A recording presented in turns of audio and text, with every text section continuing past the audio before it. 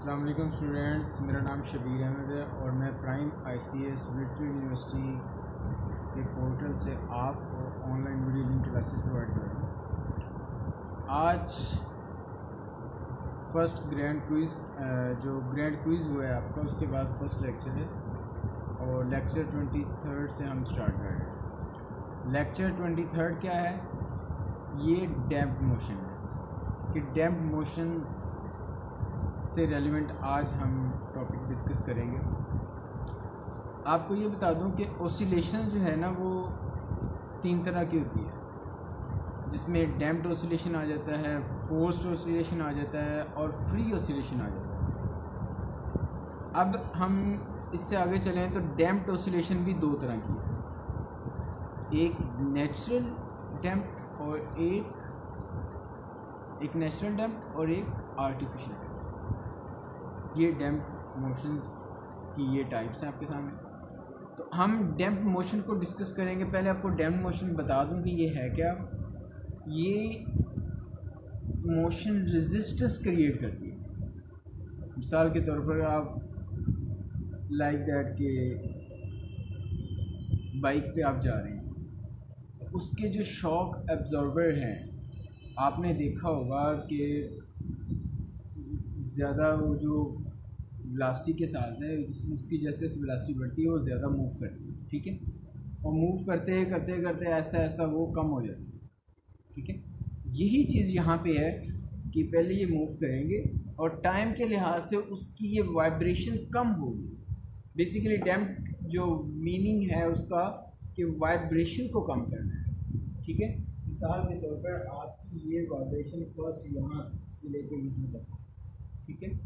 अब ऐसा इसमें कम होते जाना है विद रिस्पेक्ट टू टाइम। तो ये हमारे पास वाइब्रेशन को जो कम करना है वो डैम्प्ड ऑसिलेशन में आ जाता है, डैम्प मोशन में आ जाता है, ठीक है। तो आज हम अपना ये टॉपिक डिस्कस करते हैं। इसमें जो फोर्सेस अमल कर रही हैं, हमने न्यूटन सेकंड लॉ जो है F = ma, हमने वही लेके चलना है।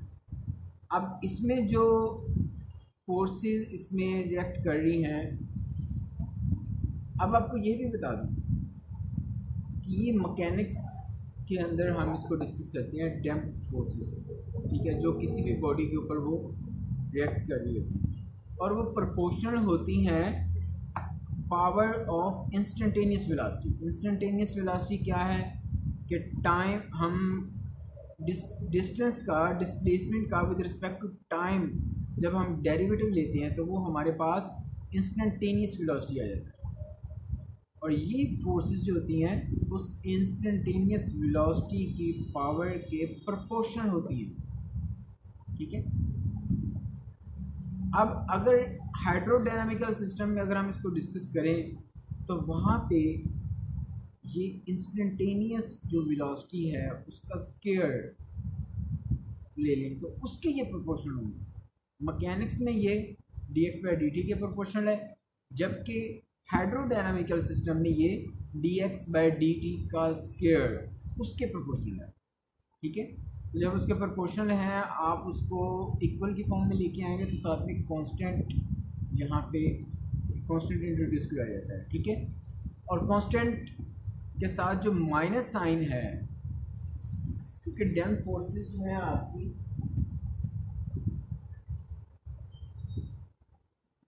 डैम्प फोर्सेस जो है वो माइनस बीटा। अगर मैकेनिकल में हम डिस्कस करें तो dx/dt, ठीक है। अगर आप इसको हाइड्रोडायनामिक सिस्टम में करें तो ये इसका स्केल हो जाएगा। तो ये चीज़ है। अब हम आपको ये बता दें कि हम इसकी डिफरेंशियल इक्वेशन बनानी है तो वो हम कैसे बनाएंगे।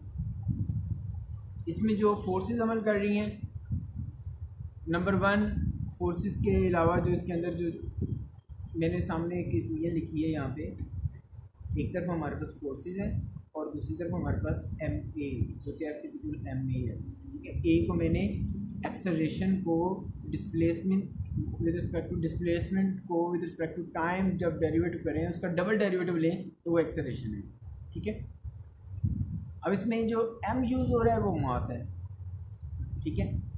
अब spring stretches by an amount s, यानी स्प्रिंग को जब आप स्ट्रेच करते हैं तो वो एक डिस्टेंस क्रिएट होता है, ठीक है। तो वो s से उसको डिनोट किया जाता है, s से उस हमारी अमाउंट से जिससे वो स्ट्रेच हो रहा है, ठीक है। उसके बाद x एक डिस्प्लेसमेंट है, ठीक है।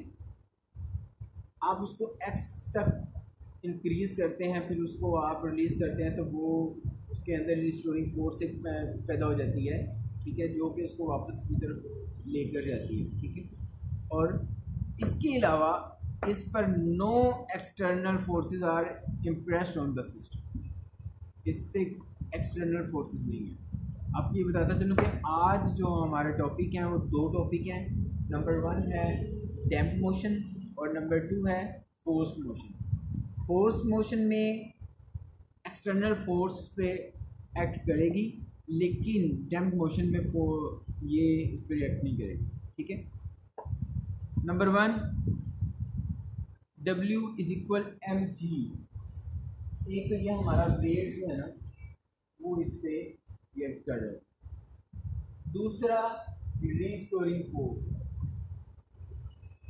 तीसरा हमारे पास जो है वो डैम्पिंग फोर्स है, डैम्पिंग फोर्स जो मैंने अभी आपको बात किया। हमारे पास ये 3 फोर्सेस हैं जो कि इस डिफरेंशियल इक्वेशन में इनको हम यूज़ करेंगे। ये 3 फोर्सेस हैं हमारे पास। जब आप टोटल फोर्सेस की बात करते हैं, टोटल फोर्सेस में इन तीनों फोर्सेस को ऐड कर दिया जाता है।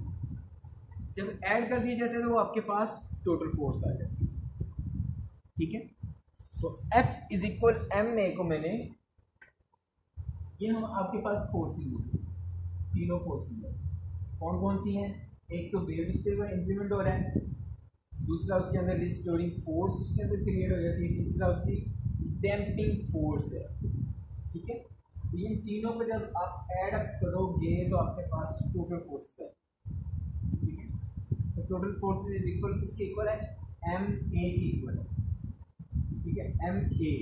अब एक यहाँ पे दिया गया है डिस्प्लेसमेंट का with respect to time double derivative. अगर सिंगल डेरिवेटिव हो तो वो वेलोसिटी इंक्लूड होती है, अगर डबल डेरिवेटिव ले लिया जाए तो वो एक्सेलरेशन है, ठीक है। अब इसके अलावा हमने लास्ट लेक्चर में हुक्स लॉ डिस्कस किया था। हुक्स लॉ क्या था कि जो आपकी फोर्स है, रिस्टोरिंग फोर्स है, वेट उसके इक्वल होता है, उसके डायरेक्टली प्रोपोर्शनल होता है, ये कैसे?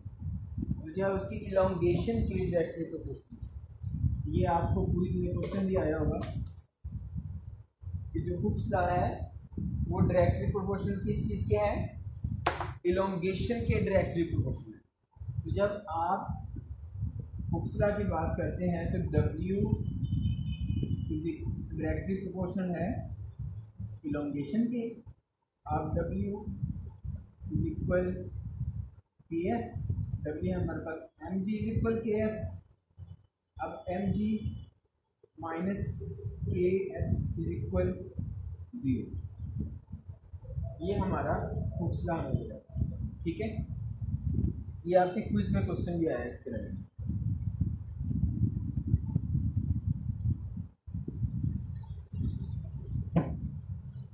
ये ऑलरेडी हमारे पास एक इक्वेशन है जो कि हुक्स लॉ मैंने बताई। अब जब मैं इसको एक्सपेंड करूंगा तो ये मेरे पास आएगा mg minus KS minus KX minus beta dx by dt। ये चीज़ इक्वल टू 0 हो जाएगी। बाकी हमारे पास ये रहती है, ये इक्वेशन हमारे पास लेफ्ट, आपके पास ये इक्वेशन, कोई भी इक्वेशन का नाम दे दें आप, इसको 1 का नाम दें, इसको 2 का नाम दे दें और इसको 3 का नाम दे दें और इसको 4 का, ठीक है। तो 4 हमारी इक्वेशन है। अब हमने इसको होमोजीनियस इक्वेशन बनाएंगे। जब होमोजीनियस इक्वेशन बनाएंगे तो इक्वल टू 0, ठीक है, होमोजीनियस इक्वेशन बना दिया। अब उसके बाद अब आपको बता दूं, आप ये इक्वेशन भी यूज कर सकते हैं क्वेश्चन में, ये इक्वेशन भी यूज हो सकती है। अगर डाटा आपको इस टाइप का दिया गया है तो आप वहाँ से मास, बीटा और के, आप इन चीज़ों को यहाँ से इजीली आप उनको ड्राइव कर सकते हैं, ठीक है, नोट कर सकते हैं यहाँ से। फिर ये इक्वेशन भी यूज हो सकती है। अब ये जो इक्वेशन है ये इस इक्वेशन से बनेगी कि जब आप m को डिवाइड करेंगे और टर्म्स में तो क्या होगा, बीटा बाई एम आ जाएगा और ये के बाई एम आ जाएगा। अब हमने अपनी आसानी के लिए इसको अलजेब्राइक एक्सप्रेशन में हम लेके जा रहे हैं।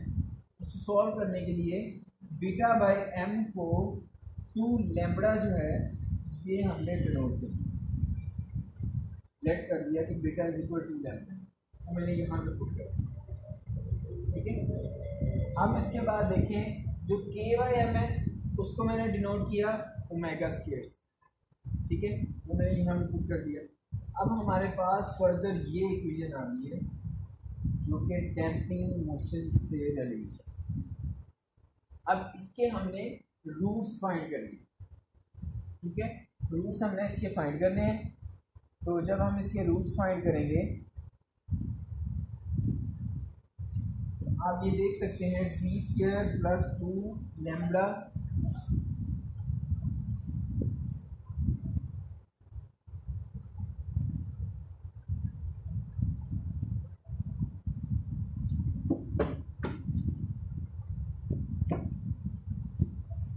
B square plus 2 lambda plus 2 lambda D M square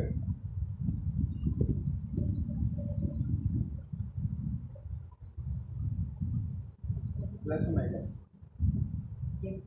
ये हमारे पास इक्वेशन बन गई। यहाँ से आपने रूट फाइंड कर दिया। जब रूट फाइंड करेंगे यहाँ से तो आपके पास रूट आ जाएंगे minus lambda plus minus lambda square minus omega square, ठीक है, ये आपके पास रूट्स आ जाएंगे। अब ये कम्प्लेक्स नंबर नहीं है तो हम इन रूट्स को फर्दर हम लेके जाएंगे। अब हमारे पास केसेस बनेंगे क्योंकि हमारे पास ना तो लैम्बडा है ना ही ओमेगा स्क्वायर है। अब हमने केसेस यहाँ पे बनाने हैं।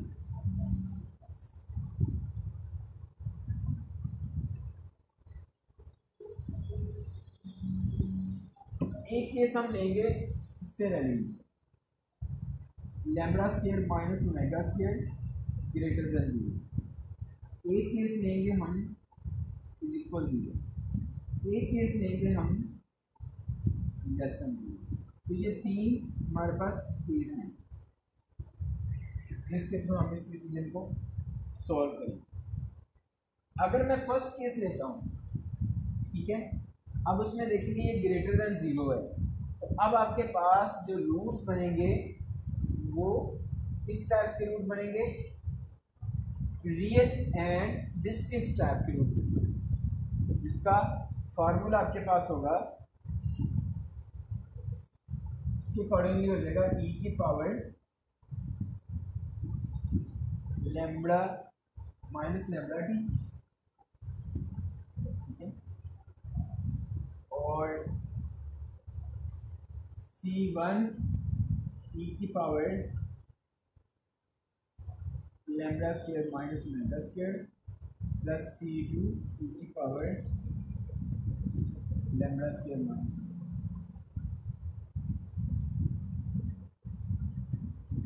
एक प्लस में और एक माइनस,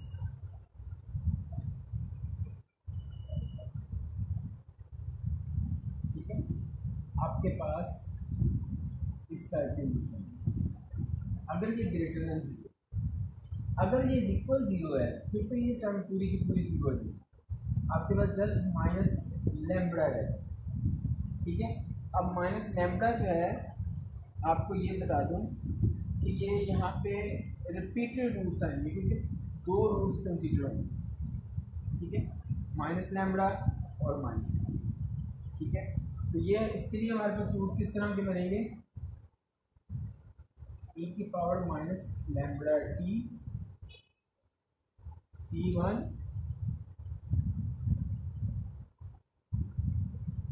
फिर e की पावर में 0 प्लस C2x या C2 ये।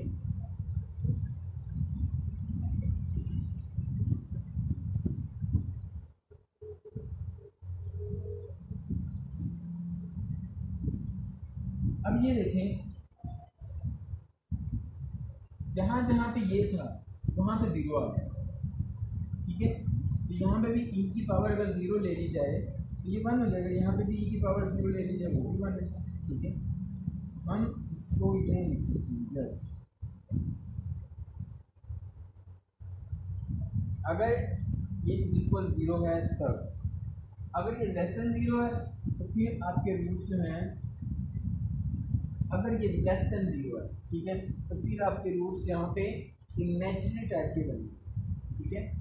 उसमें फिर डेल्टा यहाँ पे शामिल है, ठीक है।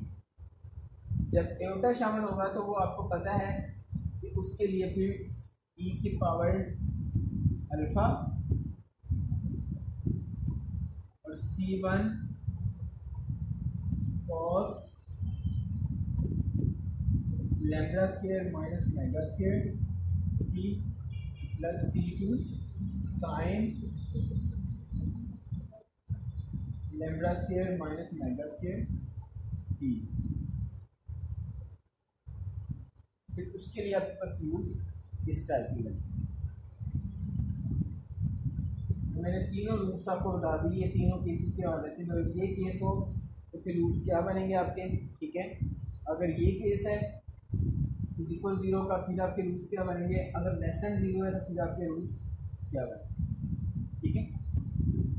चलिए जी, अब हम मूव करते हैं नेक्स्ट।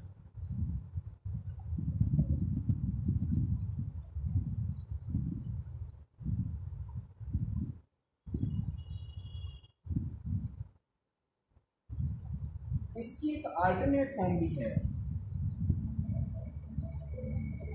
ठीक है।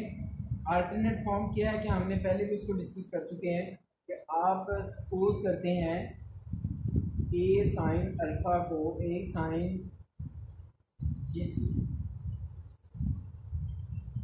ए साइन फाई को आप C1 सपोज कर लीजिए और ए कॉस फाई को आप C2 सपोज, ठीक है। फिर यहाँ से साइन फाई और कॉस फाई इनकी वैल्यूज निकाल लें और यहाँ से फिर आप इसका magnitude C1 square plus C2 square वो भी निकाल लें, ठीक है। और इसी तरह tan फाई आ जाएगा C2 बाय C1, उसकी डायरेक्शन आएगी। तो इन चीज़ों को यूज़ करते हुए आप C1 और C2 की वैल्यू यहाँ पे पुट करके एक नई इक्वेशन आप यहाँ से लेके आ सकते हैं, ठीक है। वो फिर अल्फा प्लस बीटा वाला फार्मूला बन जाएगा, साइन अल्फा प्लस बीटा या कॉस अल्फा प्लस बीटा, जो भी फार्मूला बने आप उसके अकॉर्डिंगली आप उसको लेके चलो, ठीक है।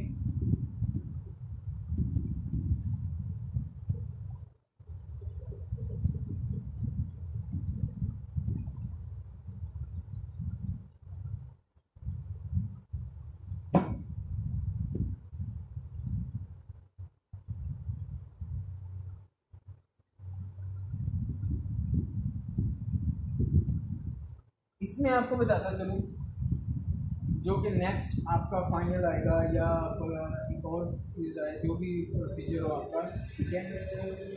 पहले आपका एक टाइम पीरियड जो था हार्मोनिक मोशन का, ये आपका ग्रेड टूस भी आया हुआ, ठीक है, मिड टर्म के एलिमेंट। वो क्या था, उसका आंसर था t is equal 2 pi over omega, ठीक है, इस टाइप का था।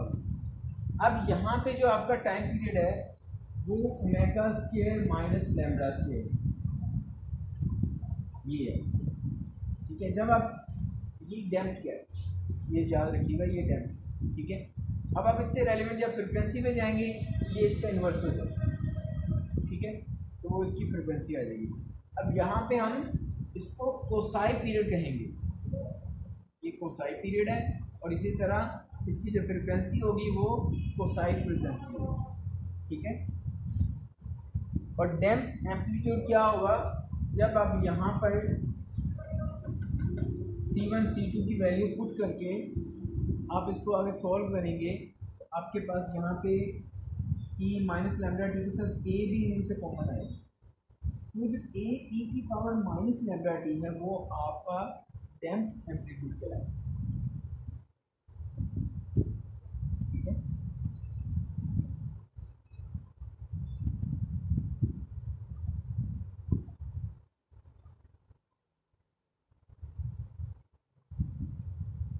जी, ये एक एग्जांपल है, हम इसको सॉल्व करते हैं।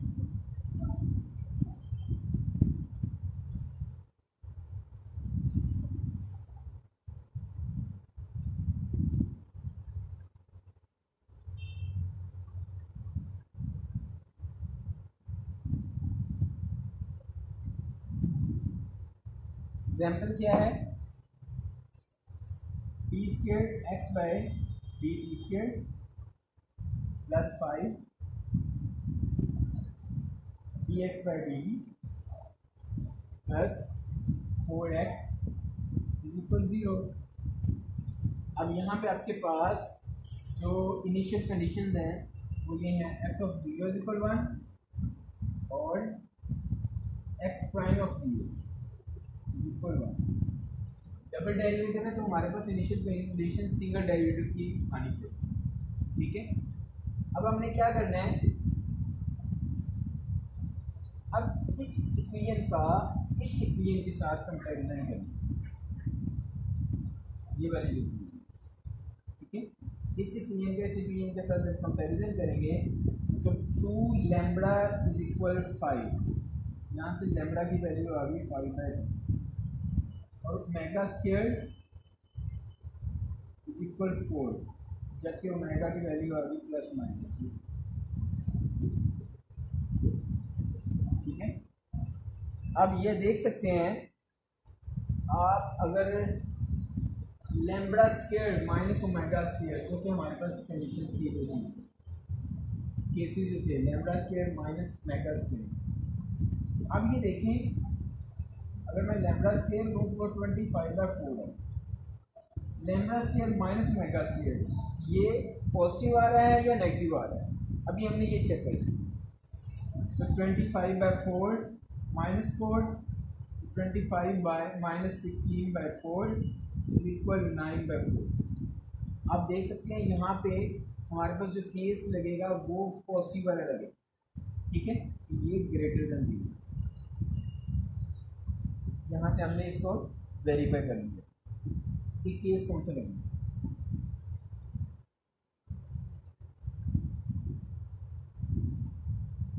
ठीक है। जब ये केस लगेगा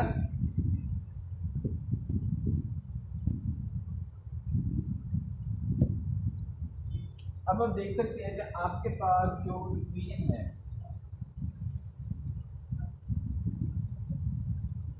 वो इस टाइप की, तो यहाँ से आप इसके रूट्स भी फाइंड कर सकते हैं, D square plus 5b plus 4 is equal 0। यहाँ से आप इसके रूट्स भी फाइंड कर सकते हैं, जो कि रूट्स आपके आएंगे -1 और -4, ठीक है। अब आप इसको पुट कर दें वही पॉजिटिव वाली कंडीशन में, आपके पास x ऑफ t क्या बन जाएगा, e की पावर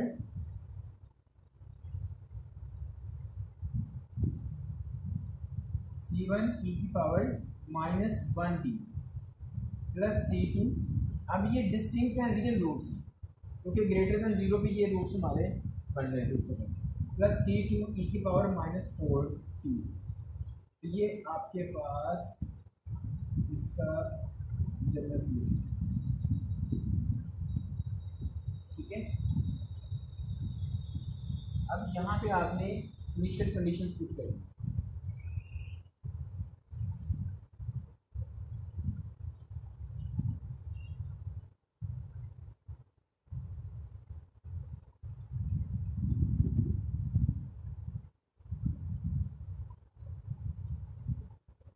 यहाँ पे आपने इनिशियल कंडीशन पुट करी, वो पुट कर लेते हैं। पहले आप इसका डेरिवेटिव ले लीजिए।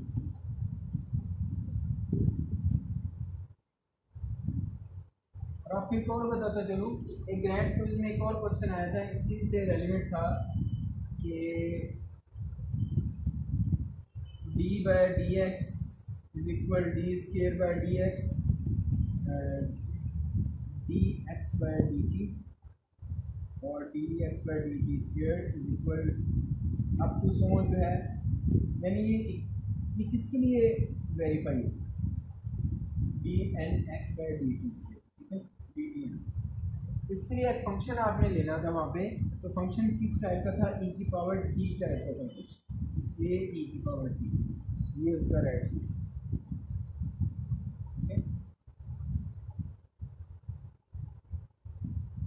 यहाँ पे इसका डेरिवेटिव लेंगे तो आ जाएगा माइनस सी वन ई की power minus T minus 4c2 ई की पावर माइनस 2, ये इसका डेरिवेटिव देगा। तो एक्स ऑफ 0 से और एक्स प्राइम ऑफ 0, ये दोनों कंडीशन हमने पुट कर दी है। एक्स ऑफ 0 इक्वल 1 है, जबकि यहाँ पे 0 0 जब पुट करेंगे, ठीक है, तो क्या आ जाएगा c1 plus c2 is equal 1। जब आपने 0 पुट किया है, c1 plus c2 is equal 1, clear. जब x प्राइम पे हम जाएंगे तो वो भी 1 है, तो minus c1 minus 4c2 is equal 1। तो इन दोनों इक्वेशन से आप इसको साइमल्टेनियसली सॉल्व कर सकते हैं, आप इसको सब्स्टिट्यूशन मेथड से सॉल्व कर सकते हैं। c1 और c2 इन दोनों की वैल्यूज आपने फाइंड करनी, ठीक है, आपने इन दोनों की वैल्यूज फाइंड करनी। वैल्यूज फाइंड करने के बाद आपने जो हमारा जनरल सॉल्यूशन है ये वाला, इसके अंदर आपने वैल्यूज पुट कर देनी है c1 और c2, ठीक है। तो ये आपका क्वेश्चन सॉल्व है। अब हम चलते हैं एक्सट्रीमम की तरफ कि हम एक्सट्रीमम कैसे फाइंड करें। मैंने MTH 101 में भी हमने एक्सट्रीमा मैक्सिमा इस तरह की चीज़ें हमने फाइंड की होंगी, ठीक है। तो यहाँ पे भी आपको बताता चलूँ कि आपने इस फंक्शन का सबसे पहले आपने डेरिवेटिव लेना है, ठीक है। डेरिवेटिव लेंगे तो ये आपके पास आ जाएगा माइनस y/t और माइनस 2/t,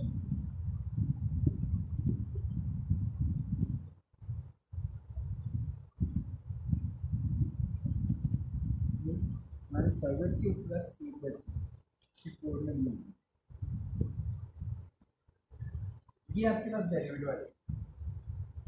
जब डेरिवेटिव आ जाएगा तो हम इस डेरिवेटिव की इक्वल 0 पुट करते हैं ताकि हम इसके रूट्स फाइंड कर सकें, ठीक है, एक्सट्रीमम के लिए।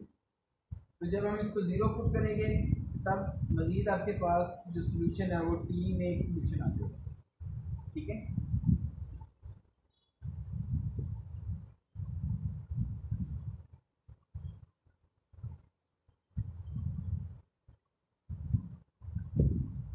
राइट, फिर उसके बाद आपको यहाँ से t फाइंड हो जाएगा, t इज इक्वल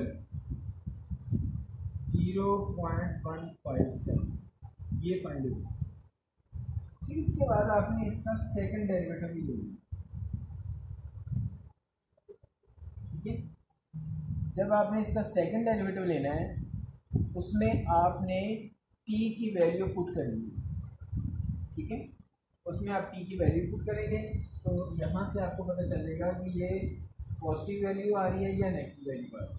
अगर तो पॉजिटिव है तो फिर इस t की वैल्यू पे ये मैक्सिमम होगा, ठीक है। तो ये आपका जो एक्सट्रीमम है ये भी फाइंड हो जाएगा।